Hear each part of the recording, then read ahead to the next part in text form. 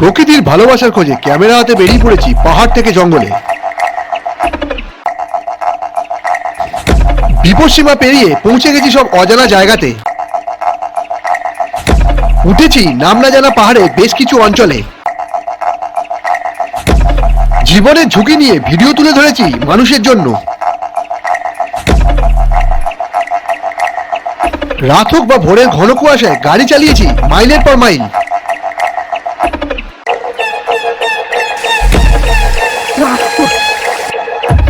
কিন্তু তবুও আমার মনে শান্তি নেই,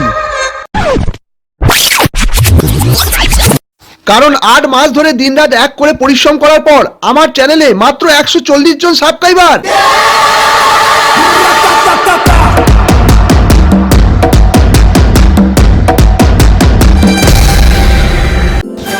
হাই বন্ধুরা, আমার নাম মানস, আর আজ আমরা এমন এক জায়গায় যেতে চলেছি যেখানে প্রকৃতির অসাধারণ এবং অস্বাভাবিক দিকগুলিকে অন্তর্ভুক্ত করে ব্যক্তিকে সাধারণ থেকে আলাদা করে তোলে। এমন একটি জায়গা যেখানে স্বাভাবিকের সীমানা অতিক্রম করে গভীর থেকে গভীরে প্রকৃতির শ্বাসরুদ্ধকর ল্যান্ডস্কেপ ইন্দ্রিয়কে মোহিত করে।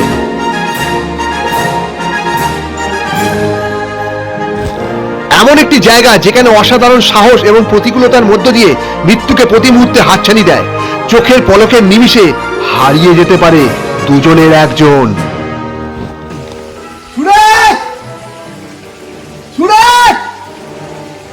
খুব বিপদের মধ্যে পড়ে গেছি। আমি যে ছেলেটার সঙ্গে এসেছিলাম সে কোথায় হারিয়ে গেছে, পাচ্ছি না। ফোনটা ওর কাছে, আর ফোন থেকেও লাভ নেই, এখানে নেটওয়ার্ক লাগে না। আর ইতিহাসের বুননে এই অমার্জিত জায়গায় পড়তে পারে বন্য জীবজন্তুর মুখে।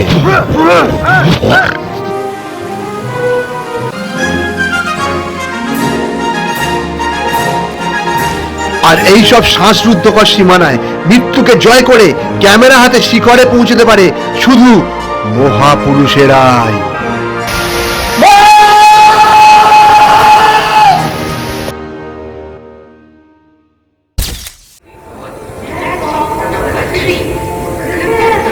সফরটা শুরু করেছিলাম অফিস শেষে সাঁতরাগাছি স্টেশন থেকে।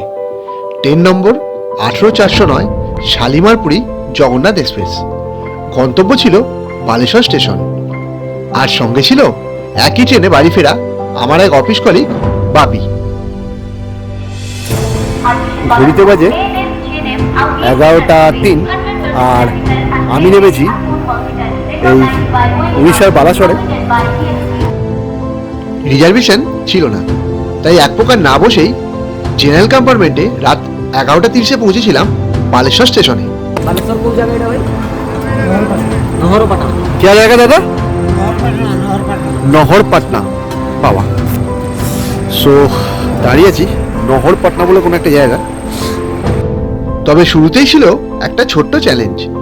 আমার বন্ধুর বাড়ি ছিল স্টেশন থেকে 60 কিলোমিটার দূরত্বে।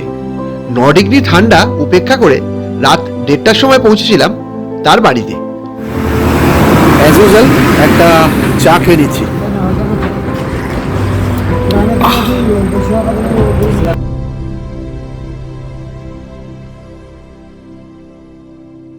Good morning. অ্যাকচুয়ালি এখানেই কালকে আমি রাত্রে ছিলাম।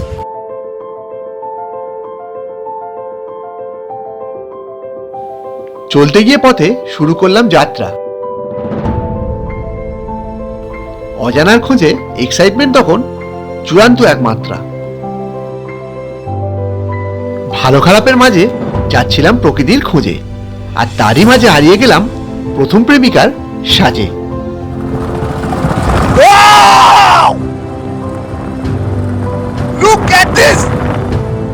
বলেছিলাম যে জীবনের খাতা এবং আমার যে চ্যানেলের পাতায় এমন কিছু জায়গা তুলে ধরবো যেটা হয়তো অনেকে আসার সাহস করেনি বা অনেকে দেখেনি।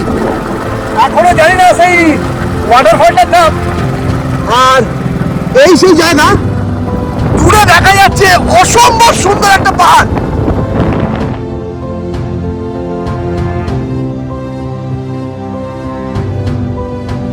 ঘড়ির কাঁটায় 9 ঘটিকা হলেও কুয়াশার ছোঁয়া তখনও কেটে ওঠেনি এই এলাকায়।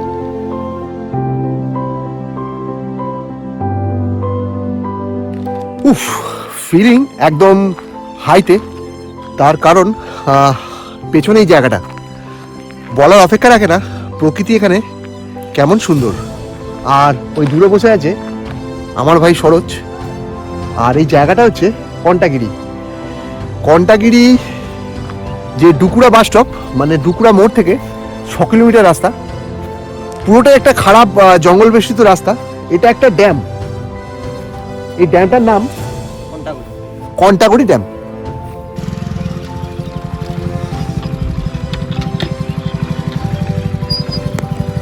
লোকাল ছেলে আমি হলে অবশ্যই ভয় পেতাম। এই সোজা রাস্তাটা দিয়ে যাব আমরা সেই আনন্দ ওয়াটারফলে।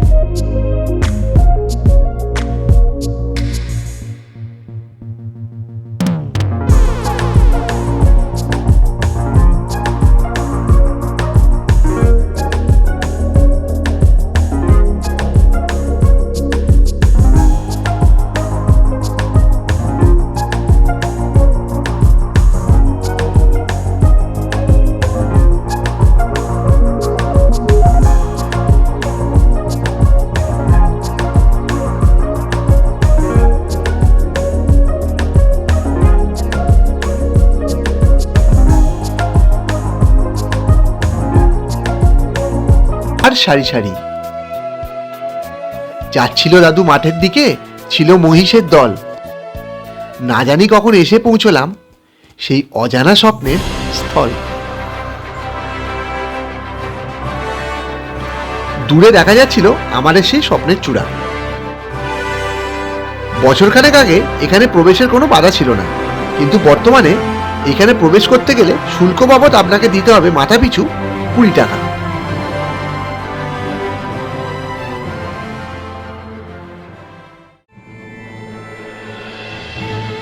যাচ্ছিলাম সেই গন্তব্যর পথ ধরে, এধারে ওধারে দিচ্ছিলাম উঁকি, আর মনে চিন্তা হচ্ছিল পারবো তো।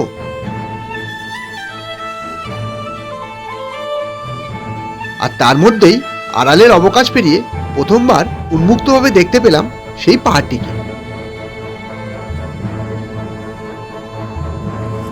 এখানে কোনো গুগল ম্যাপ আপনাকে লোকেট করবে না, আপনি এখানে নেটওয়ার্ক পাবেন না। আপনাকে পুরোপুরি পড়াশোনাটা বাড়ি থেকে করে আসতে হবে, মানে যেটাকে বলে হোমওয়ার্ক আপনাকে বাড়ি থেকেই করে আসতে হবে। আর তারপর অ্যাটলিস্ট একটা পিডিএফ বা নোটপ্যাড করে আনতে হবে, যেটা দেখে আপনাকে এখানে আসতে হবে। আপনি আসার পর যেটা পাবেন সেটা কোটি টাকা দিয়েও কেনা যায় না।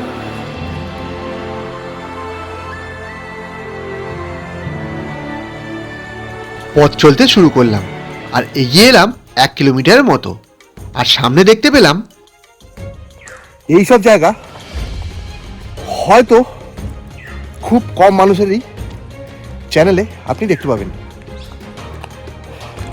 কেউ নেই, এটা পুরোপুরি মানে এখন টুরিস্ট টাইম, এবং এখানে টেম্পারেচার রাত্রে হয়ে যায় 6 থেকে 7, আর দিনে এখন রয়েছে ঠিক আছে, এখন 18-19 রয়েছে, এখন অ্যাকসেপ্টেবল। কিন্তু এই টুরিস্ট সিজনে এত সুন্দর একটা জায়গায় আমি আর আমার ভাই শরৎ ছাড়া কেউ নেই।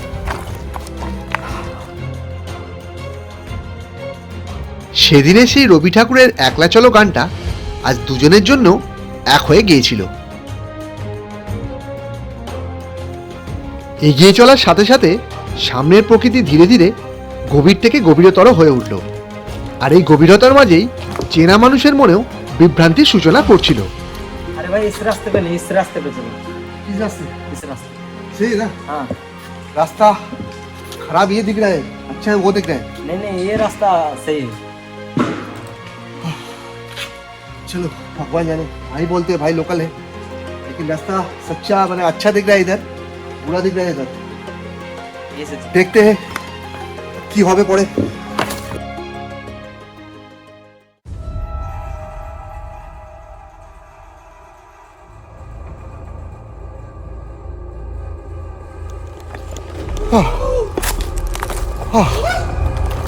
আই ডোন্ট থিঙ্ক সো কে কাল আমি আবার বাড়ি ফিরতে পারবো। আমার রিটার্ন টিকিট কাটা আছে। আর এই ভাই কি সব আওয়াজ করছে, জিঙ্গালালা হু হু। আর যে জায়গা দিয়ে যাচ্ছি আমার সত্যি ভয় করছে। এখানে ডেড বডি মরে পড়ে থাকলেও মানে খবর যেতে যেতে 10-15 দিন সময় লেগে যাবে।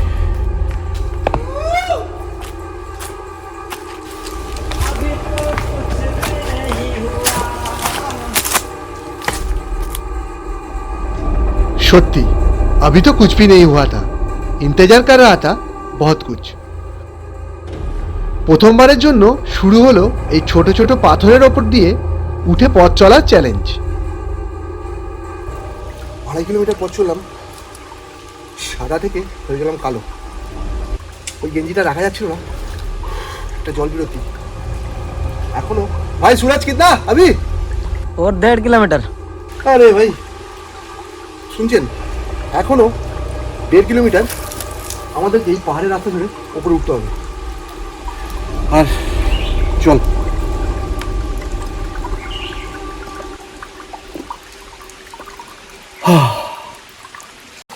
যদি আপনি প্রকৃতি ভালোবাসেন তাহলে এক একটা মুহূর্তকে আপনি যদি মিস করে যান, লসটা আপনার।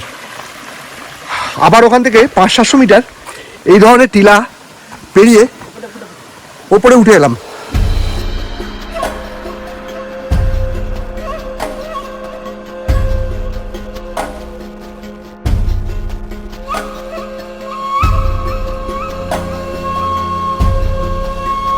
শারীরিক সক্ষমতা থাকলেও লড়াইটা ছিল গত 4 মাসে গোড়ালি ইনজুরির সঙ্গে।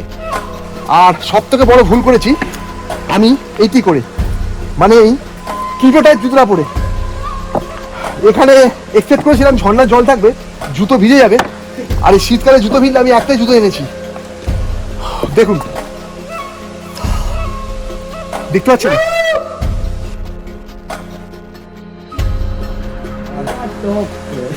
देखो भाई मेरे से नहीं होगा, I am quit, I am quit.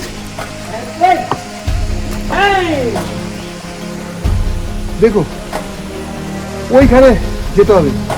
How it is possible? ও চলে যাবে, ও 22-23 বছর ছেলে আর আমি 50 বছরের বুড়ো। আমার ওই ভাই চলে গেছে ওখানে। দেখো চিপ, আমি উপরে পাহাড় থেকে যদি পড়ে যাই এখানে টমেটোর মতো ফেটে যাবে। এক্ষেত্রে বিকল্প কোনো কিছু হলো না, আমাকে তার স্মরণেই আসতে হলো। সব সমস্যার সমাধান ঈশ্বরের সান্নিধ্যে এলেই হয়। বলো সিয়া রামচন্দ্র কি, বলো বজরং বলি কি, হর হর মহাদেব।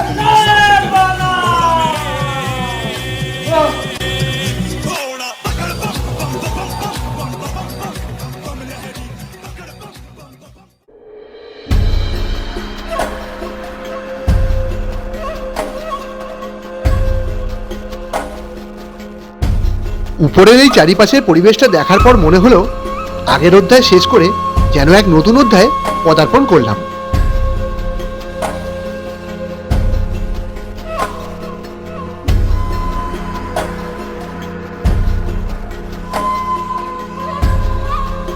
হ্যাঁ হ্যাঁ, কখনো নামছিলাম কয়েকশো ফুট গর্তে, তো কখনো উঠছিলাম স্বর্গে।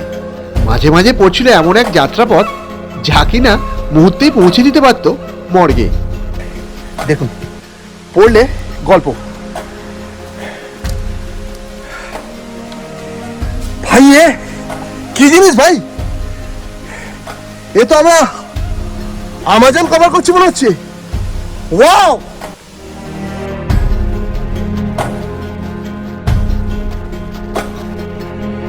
আর এই অভিজ্ঞতার সাথে সাথে নতুন এক অধ্যায়ের সূচনা হলো। অবাক করা প্রকৃতির এক রহস্যময় দৃশ্য।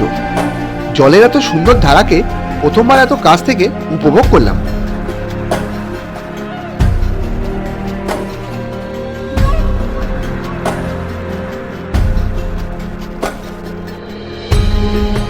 আর দূরে দূরে দেখা গেল আমাদের সেই গন্তব্যের হদিশ। অধ্যায়ের এক একটা পাতা যেন নতুন নতুন চ্যালেঞ্জ ছুড়ে দিচ্ছিল আমাদের কাছে। কখনো এই ধরনের ছোট্ট জলের ধারা থেকে শুরু করে এই ধরনের বড় পাথর টপকেও আমাদেরকে পার হতে হচ্ছিল।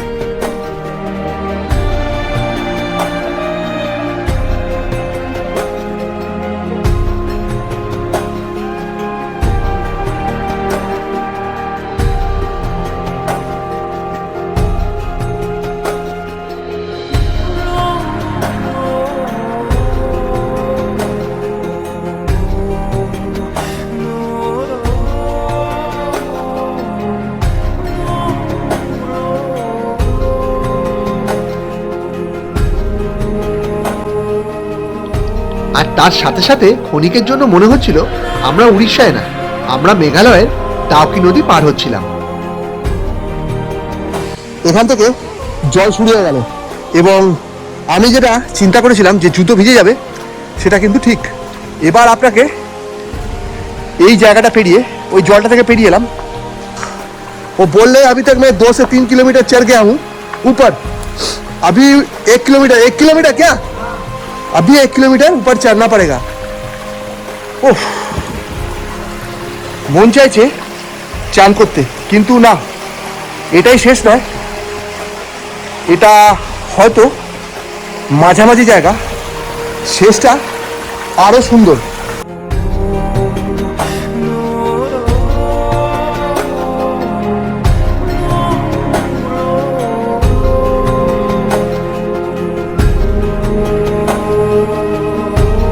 वो रास्ता है हाँ। भैया, ये एक है ये एक है। हाँ। इस पे जाना है हाँ। हमको, ये रास्ता पे नहीं, দেখুন, আমার ভাই লোকাল বয়, इस रास्ते पे नहीं जाना।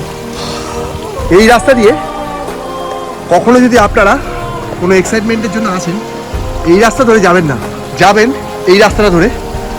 কারণ এই যে রাস্তাটা দিয়ে কিন্তু বন্য জীবজন্তু মানে এদিক থেকে আসার সম্ভাবনা বেশি বা অ্যাটাক করে। জাস্ট মিনিট, বরফের সমান জল, জল পড়বেই। আর দেখুন প্রজাপতির সম্ভার।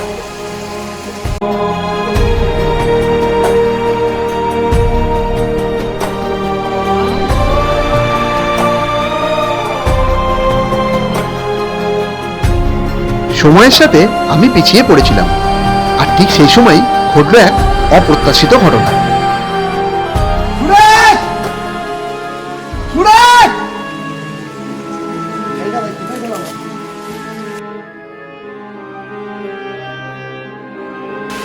এই একটা জায়গায় এসে পৌঁছলাম, এখানে তো কোনো নাম ধাম নেই। আমি যে ছেলেটার সঙ্গে এসেছিলাম সে কোথায় হারিয়ে গেছে, পাচ্ছি না, খুব বিপদের মধ্যে পড়ে গেছি। ফোনটা ওর কাছে, আর ফোন থেকেও লাভ নেই, এখানে নেটওয়ার্ক লাগে না, এখানে রাস্তা বন্ধ। আর এরপর চড়াটা এক কথা আমি পারবো না, আমার পক্ষে ইম্পসিবল। জানি না ও মজা করছে কিনা, তবে অন্যদিকে এদিকে একটা রাস্তা গেছে, আমি ওদিকটাই যাচ্ছি।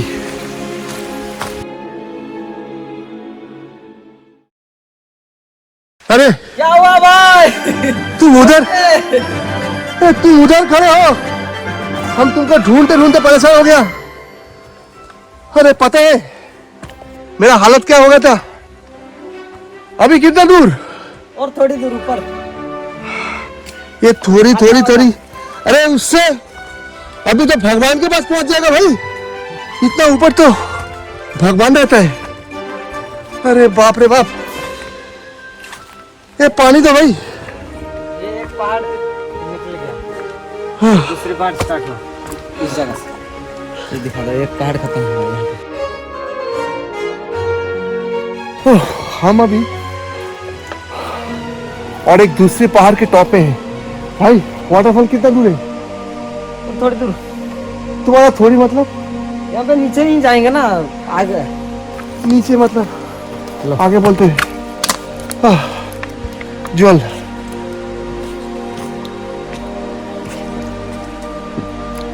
ওহ শেষ, বাড়ি ফিরতে পারবো না।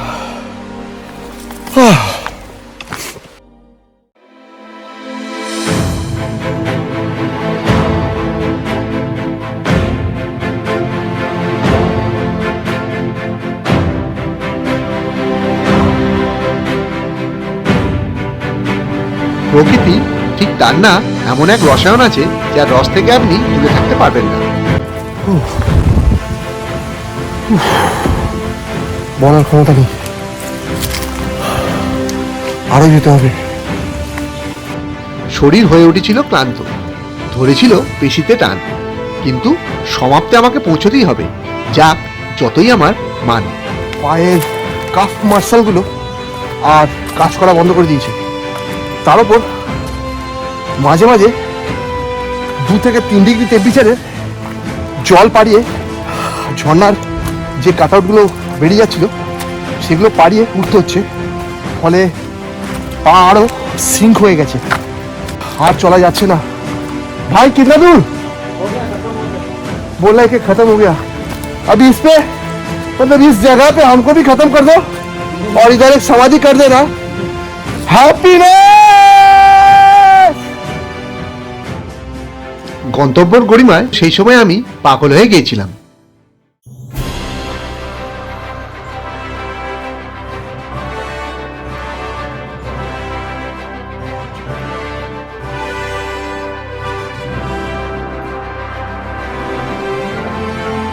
তবে যাই হোক, অবশেষে এত কষ্ট করে পথ অতিক্রম করার পর পেলাম সেই ওয়াটারফল।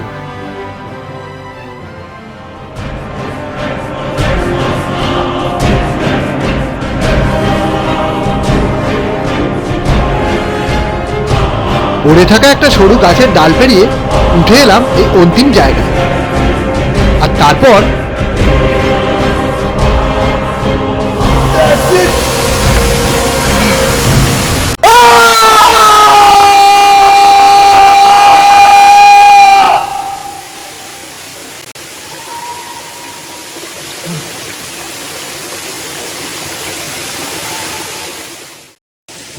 हाँ भाई हो गया ना, ये तो आ गया। और कितना? पूरा टॉप पे जाएंगे। फिर वो टॉप पे? हाँ। अरे मरवाओगे क्या? नहीं पूरा टॉप पे जाएंगे।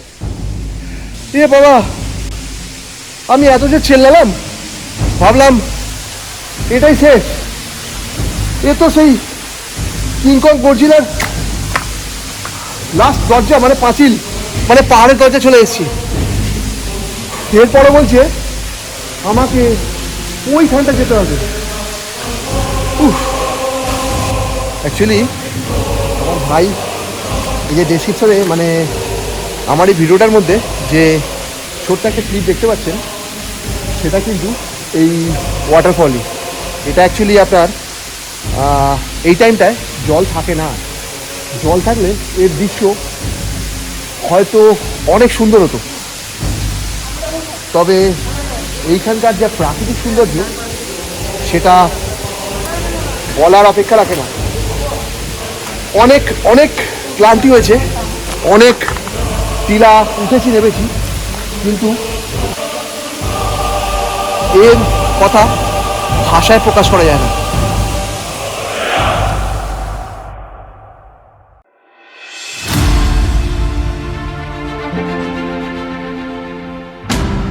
না, এত দূরে এসে আর ফিরে যাব না।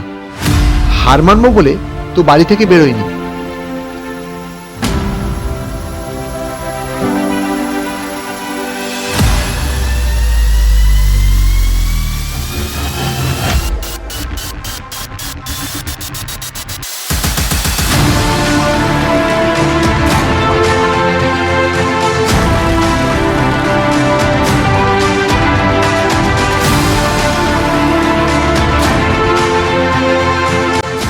সাধারণের হাতছানি খুব সহজেই প্রাপ্তি হয়, কিন্তু অসাধারণ কিছু প্রাপ্তি হতে গেলে আপনাকে এই সাধারণের মায়া ত্যাগ করতেই হবে।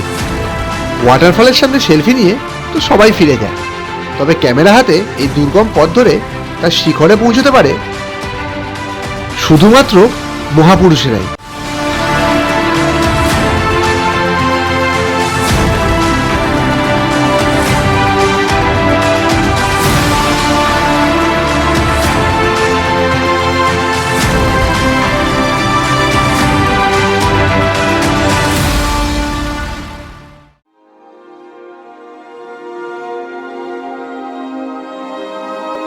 তারপর আর কি, কিছুটা এগোতেই দেখতে পেলাম এক বয়ে যাওয়া নদীর জল।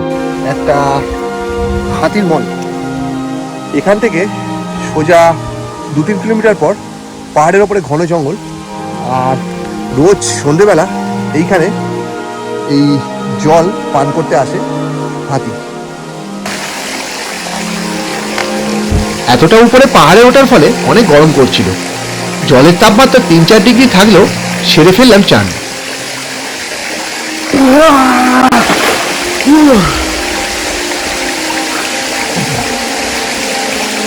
5 থেকে 6 ডিগ্রি জলের টেম্পারেচার, কিন্তু যা গরম ভোগ করে এসেছি,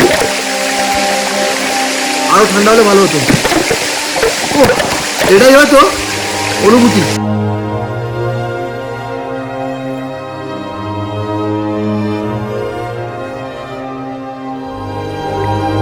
চানের পর পাহাড়ের কোলে রোদের মিষ্টতা সত্যি স্বর্গ অনুভবের থেকে কম কিছু ছিল না।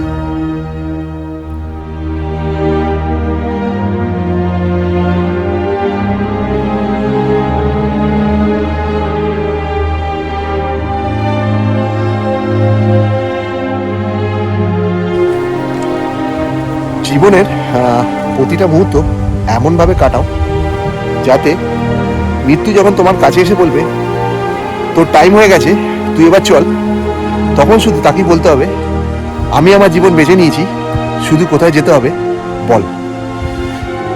ঝর্ণার জলে চান করেছি, মানে প্রতিটা মুহূর্ত মৃত্যুকে খুব কাছ থেকে দেখেছি, এবং আমার জীবনের এখনো পর্যন্ত সব থেকে এক রুদ্ধশ্বাস অভিযান এখনো পর্যন্ত সম্পূর্ণ নয়। এখনো 4 কিলোমিটার নামতে হবে, মানে অলমোস্ট 60% কমপ্লিট করেছি। তাই বলার কিছু নেই, তবে এত ক্লান্তি হয়ে যাওয়ার পরও, হাত পা ব্যথা হয়ে যাওয়ার পরও ফিলিং কিন্তু এখনো হাইতে।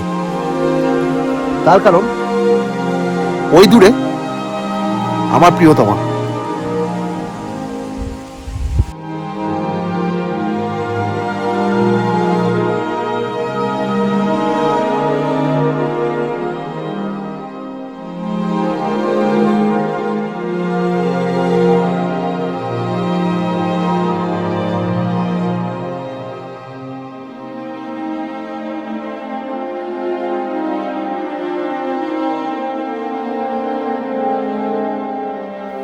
তারপর আর কি, একই পথ ধরে ধীরে ধীরে সেই জল না থাকা ওয়াটারফলটার সামনে দিয়ে একই রাস্তা ধরে 5 কিলোমিটার নিচে নেমে এলাম সেই শুরুর রাস্তার সামনে।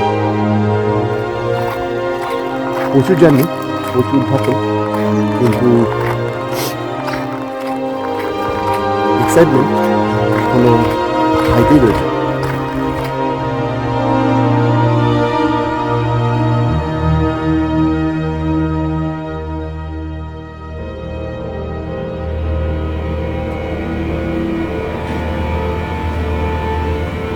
চোদ্দ 1-2024 সকাল 9:30 বালেশ্বর স্টেশন। অপেক্ষায় 18:46 ইস্ট কোস্ট এক্সপ্রেস।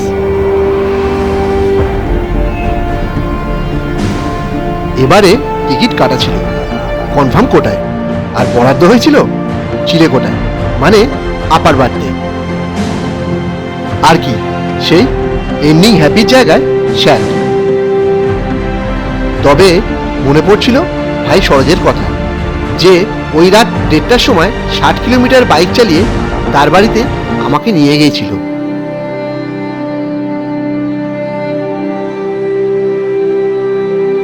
মনে পড়ছিল সেই পাহাড়ের কোলে দুজনের ঘুরে বেড়ানোর কথা। মনে পড়ছিল সেই মহিষ সমেত দাদু যাচ্ছিল মাঠের দিকে, আর আমরা মজা করে গাড়ির হর্ন দিয়ে দিয়েছিলাম। আর মনে পড়ছিল আগের দিনের এক একটা মুহূর্তের কথা। তবে আর কি, ভিডিও এখানেই শেষ করলাম। ভিডিওটা দেখার জন্য অনেক অনেক ধন্যবাদ। খুব শীঘ্রই আসছি আমি মানস আপনাদের সামনে নতুন কোনো জায়গার নতুন কোনো ভিডিও নিয়ে।